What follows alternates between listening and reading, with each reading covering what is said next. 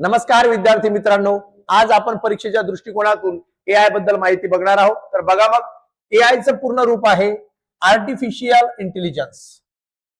जगातील पहिली miss AI कोण? उत्तर येईल केन्झा लायली। भारतातील पहिली महिला एआय इरिस नावाची शिक्षिका।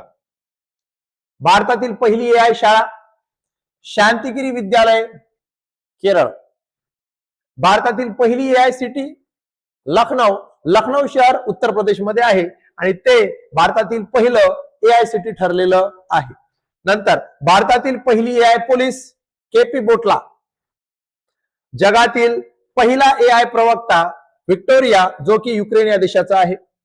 मराठीतील पहिली एआय न्यूज अँकर सायली मुंबई तक।